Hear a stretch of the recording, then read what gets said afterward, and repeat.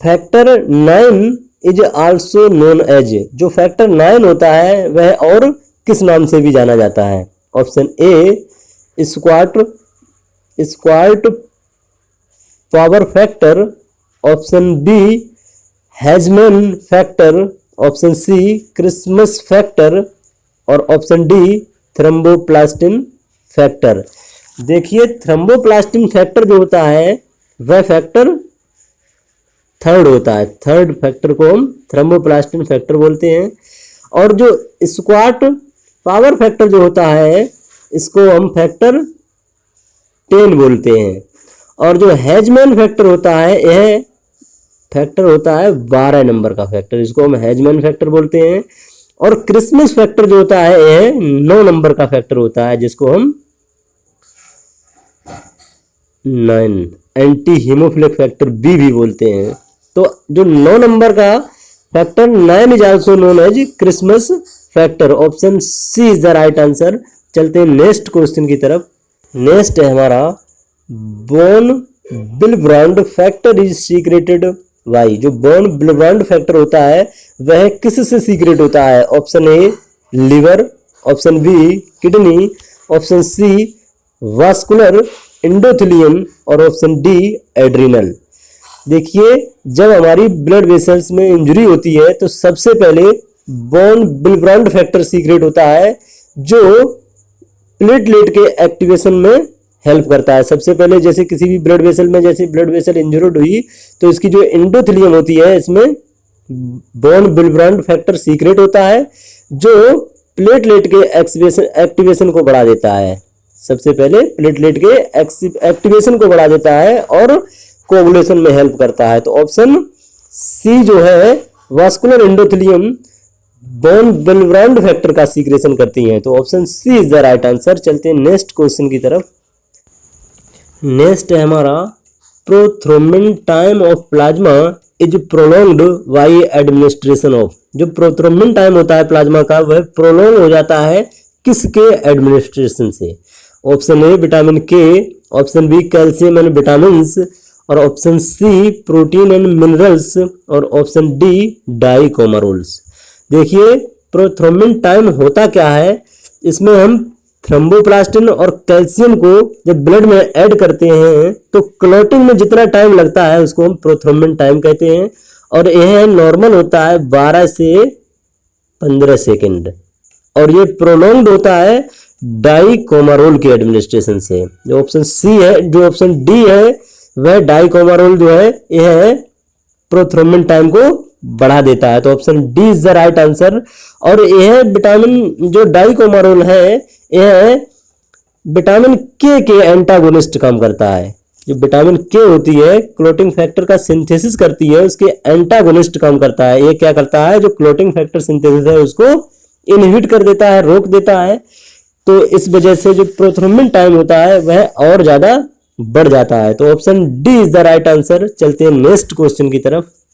Next question है हमारा the maximum reservoir of blood is, यानी सबसे ज्यादा ब्लड का रिजर्वियर यानी भंडारण किस में होता है? ऑप्शन ए वेन्स और ऑप्शन बी हार्ट और option C aorta, option D capillaries. देखिए अगर मैक्सिमम रिजर्वियर की बात की जाए तो इसमें रिजर्वियर तो सभी करते हैं, बट मैक्सिमम रिजर्वियर जो होता है यानी भंडारण ब्लड का वेन्स करती हैं। जो वेन होती हैं वह सबसे ज्यादा ब्लड का भंडारण करती हैं। इसके पीछे एक रीजन भी होता है, इसमें लो प्रेशर स्टोरेज सिस्टम की वजह से क्या होता है कि सबसे ज्यादा यानी 60 से 65% लगभग ब्लड का भंडारण जो होता है वह वेन्स में होता है। Option A is the right answer. सबसे ज्यादा ब्लड का भंडारण कौन करता है? ऑप्शन ए यानी वेन्स जो होती है वे सबसे ज्यादा ब्लड का भंडारण करती हैं। तो चलते हैं नेक्स्ट क्वेश्चन की तरफ। नेक्स्ट क्वेश्चन है हमारा biconcave shape of RBCs is helpful because. जो आरबीसी की वाई कॉन्केव शेप होती है वह किस में हेल्पफुल होती है? Option A easily passes through capillaries, option B increase surface area for a given diameter, option C both A and B और ऑप्शन डी नॉन। देखिए जो बाई कॉनकेव शेप होती है आरबीसी की, यह इस तरीके से, जैसे आरबीसी का इस तरीके से ये बाई कॉनकेव होती है दोनों साइड से। ये क्या करती है, ये सरफेस एरिया को भी बढ़ा देती है और easily pass through the capillaries, ये दोनों में हेल्प करती है। तो ऑप्शन सी जो है वह राइट आंसर है।